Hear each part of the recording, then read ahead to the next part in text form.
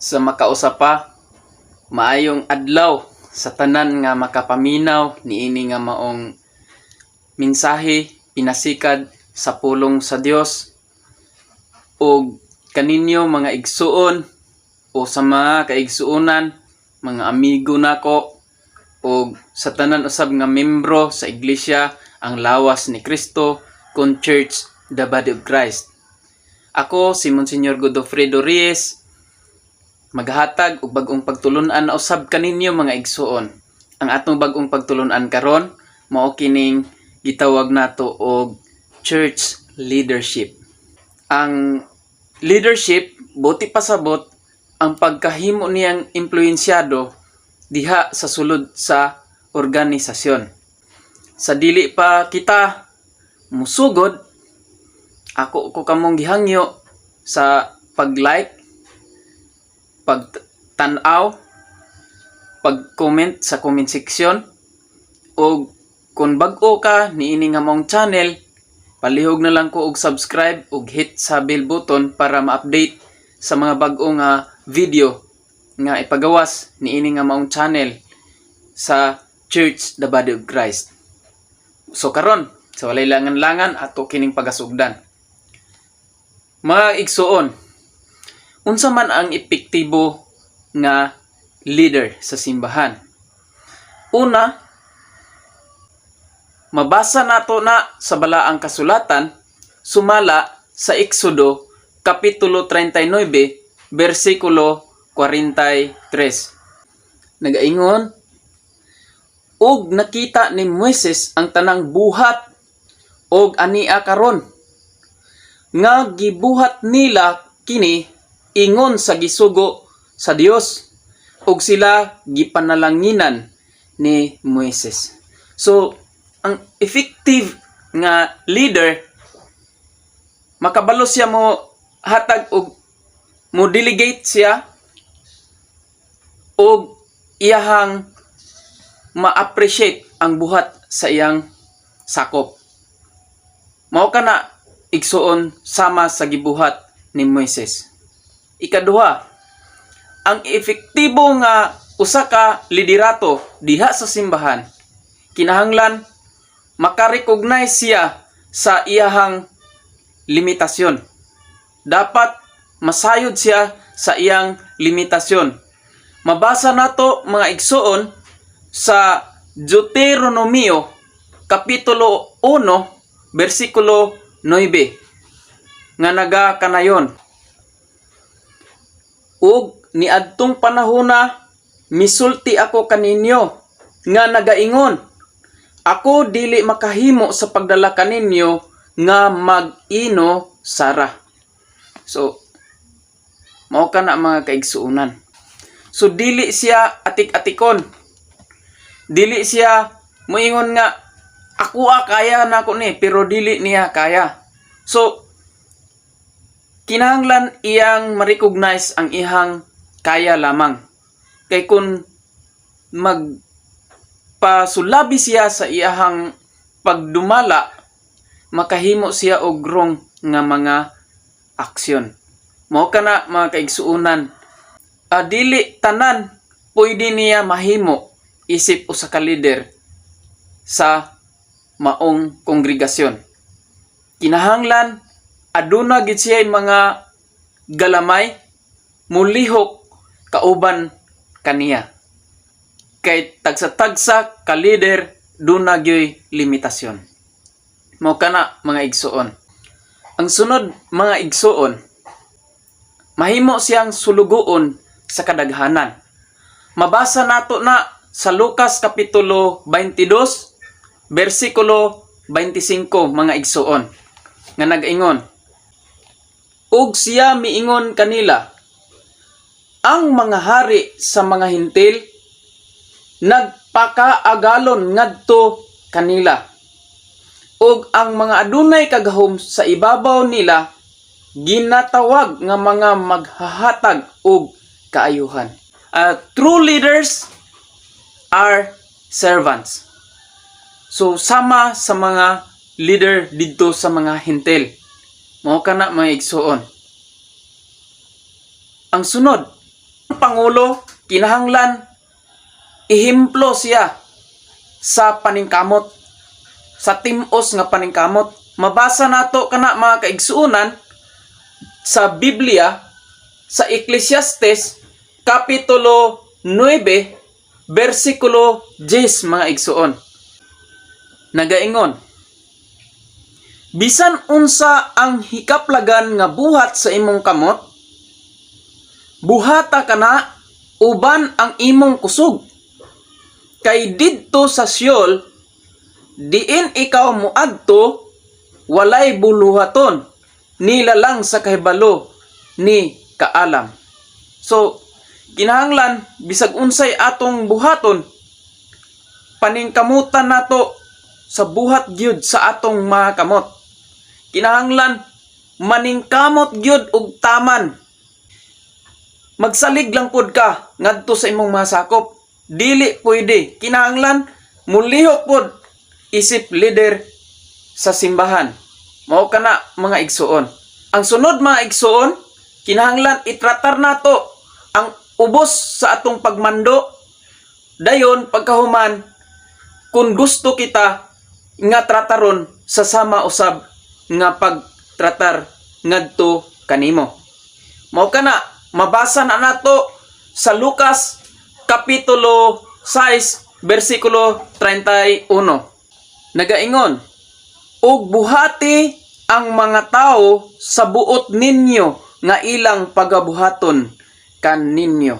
So isip usa ka leader, trataron gyud nato ang under nato sa sama usab nga gusto kitang magpatratar ngadto kanila.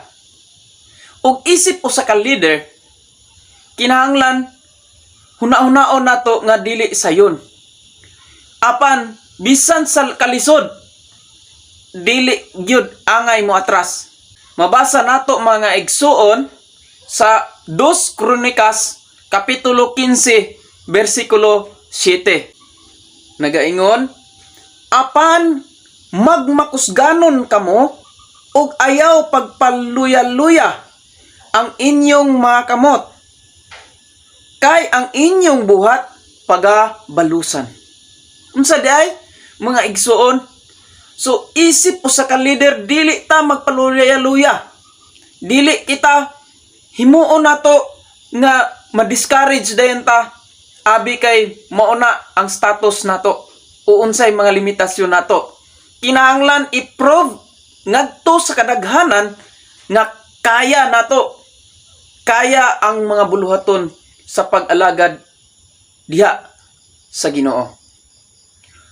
Ug ang leader, kinahanglan maminaw siya sa tingog sa Dios.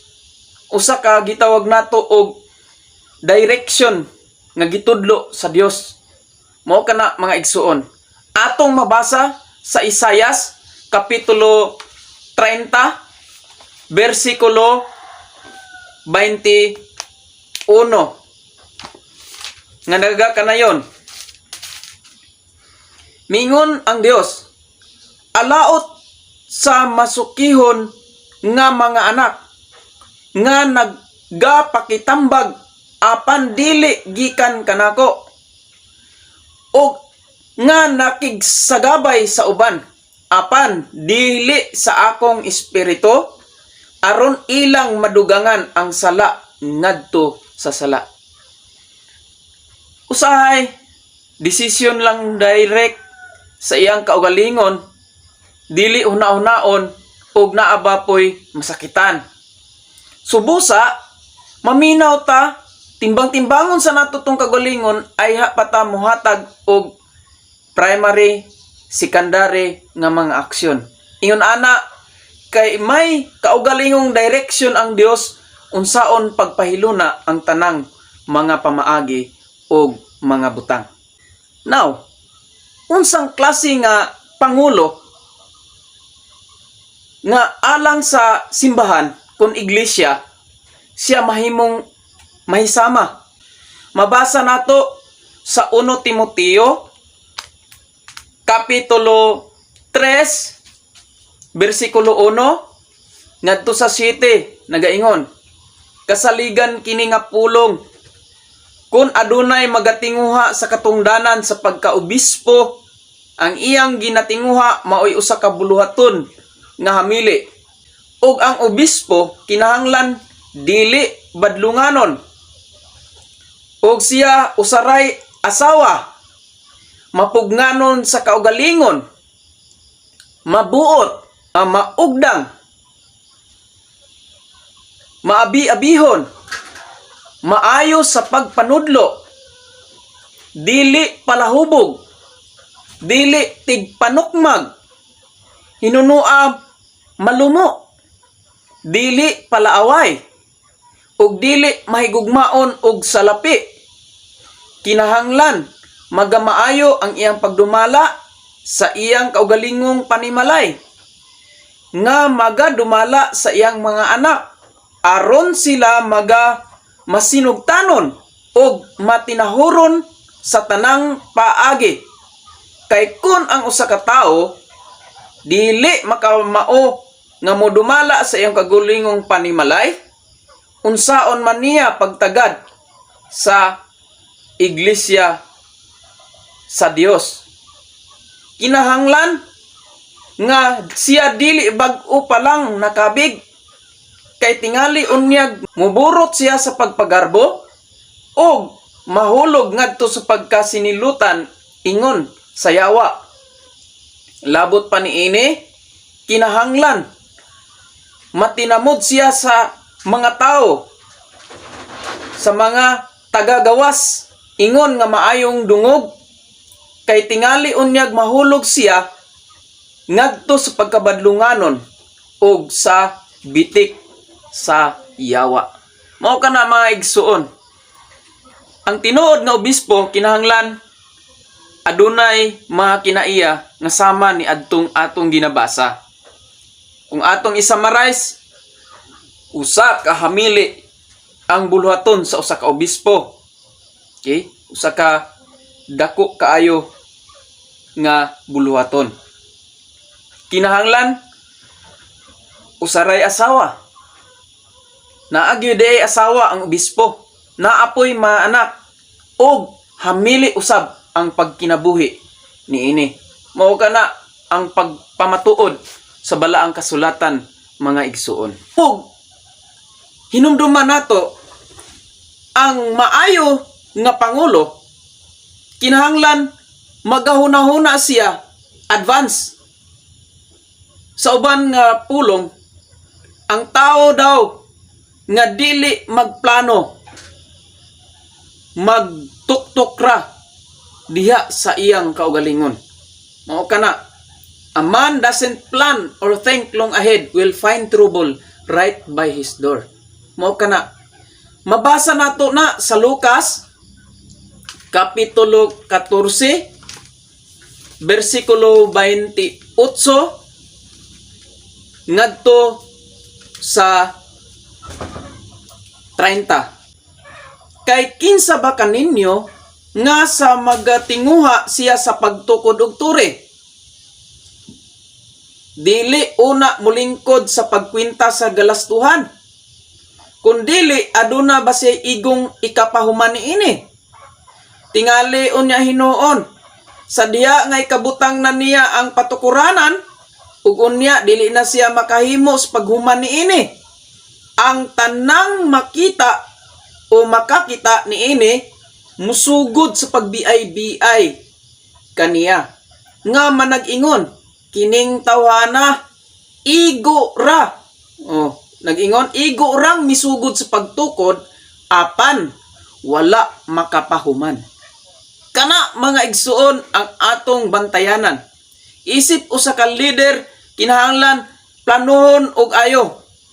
Dapat pagtan-awon og unsay mga gikinahanglan kaayo. Mao na kinahanglan gayud ang plano. Labot pa usab mga igsuon, ang maayo usab nga leader, mangayo siya tambag gikan sa uban. Magpakitambag siya sa uban, unsaon man ni? Kaya ba nato ni? O unsay buhaton nato ani? Dili kay sa iyang kaugalingon murag isipon na niya nga labaw na gid kay siya. Isipon niya nga kini mo ako gid ang sakto. Usahay i-consider usab nato ang maagi sa uban. Sama sa tulo ka buta nga nakahikap sa elepante. Ang iyang nihikapan tiil og miingon ra usab siya tiil ra. Ang elepante tiil. Og ang isa nakahikap sa sungay. Miingon siya ang kining elepante sungay ra. Nakahikap sa tiyan, miingon nga usa ka dakong dingding. Kana maigsuon apan sakto ang matago sa kanila. Mao na nga isipon nato, isip usab ka leader kinahanglan maminaw ta sa tambag sa uban. Kay mabasa nato kana mga kaigsuonan diha sa balaang kasulatan pinaagi sa proverbio kun panultihon Kapitulo 15, versikulo 22 nga nag-ingon, diin walay pagtambag ang mga tinguha makawang. So kung dili ta maminaw og mga tambag, walay mahitabo nga maayo. Plans fail for lack of counsel, but with many adviser the succeed. Malampuson kung daghan kayo ang mutambag mga igsuon. Lastly, sa katapusan, ang maayong leader mga kaigsuonan kinahanglan iyang pagabuhaton ang pagkahimong mapailubon. Kinahanglan siya mapailubon mga igsuon. Mabasan ang nato sa Proverbio Kapitulo 16, versikulo 32 nga nag-ingon, kadtong mahinay sa kasuko, labi pang maayo kaysa taong gamhanan. O kadtong nagagahom sa iyang espiritu, mas labaw pa kaysa niadtong nakaagaw sa usa ka syudad. Sa di ay, better a patient man than a warrior. A man who controls his temper than one who takes a city.